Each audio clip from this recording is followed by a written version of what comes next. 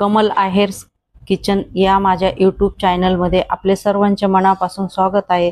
आज आपण उपवासासाठी छान व चविष्ट असे भगरीचे थालीपीठ बनवले आहे। ते मी कसे बनवले ते आपण बघूया। त्यासाठी आपल्याला सर्वप्रथम भगरी 1 तासासाठी तरी आपल्याला भिजून घ्यावा लागेल। तर इथं मी 2 कपी भगर घेतली।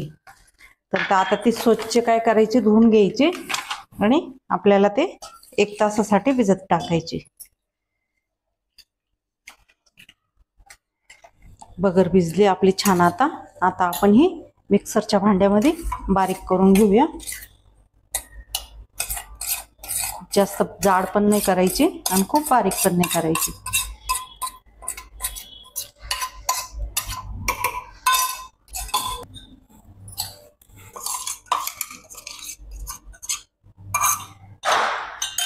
त्याच्यानंतर त्याच्यामध्येच आपल्याला अर्धी वाटी शेंगदाणे आणि 3 हिरव्या मिरच्या,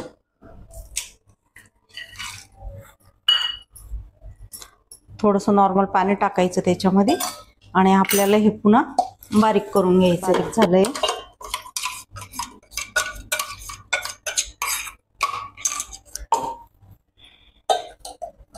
बघू शकता। छान आपण सर्व मिश्रण एकजीव करून घेऊ। त्याच्यामध्ये आपल्याला चवीनुसार मीठ टाकायचे। थोडंसं घट्ट वाटतं तर थोडंसं आपण त्याच्यामध्ये पाणी टाकूया।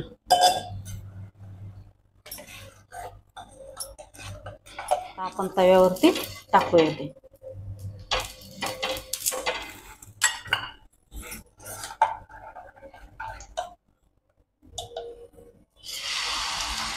साधारणतः 1.5 ते 2 चमचे एवढं टाकून असं छान असं पसरून घ्यायचं।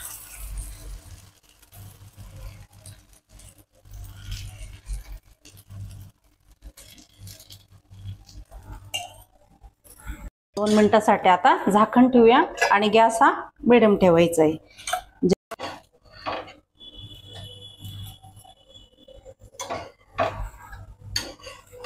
छान बघा आपलं झालंय हे।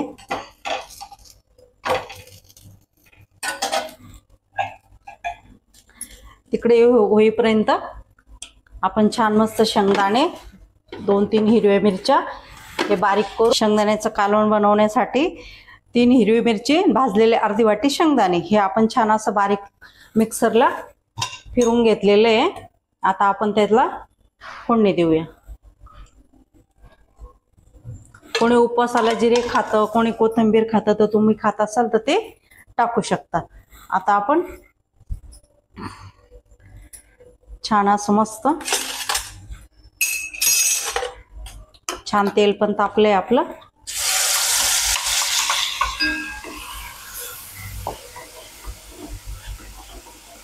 थोडं त्याच्यामध्ये पाणी टाकू हे भांडं धुवून।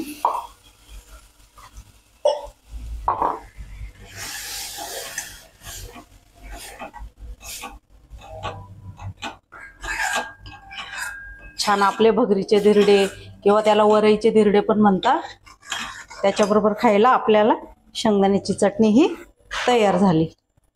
मीठ टाकणार आहोत। इकडं आपलं धिरडं पण तयार झालंय। आता हे दुसरं बनवून घेऊया आपण। त्याच पद्धतीने आपण इथे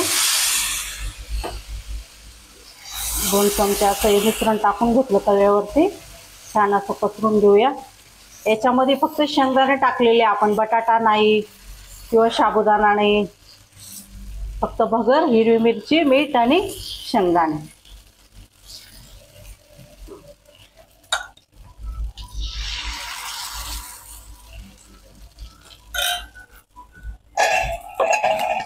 छान आता आपण त्याला झाकून ठेवूया।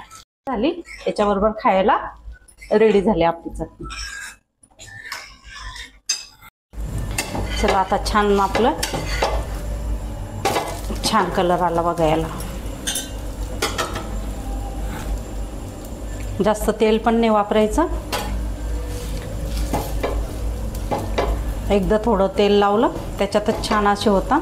खायला पण खूप छान लागतात, चवदार खमंग असे उपवासासाठी ही खास फराळाची रेसिपी आहे। हिरडे आपले तयार झाले।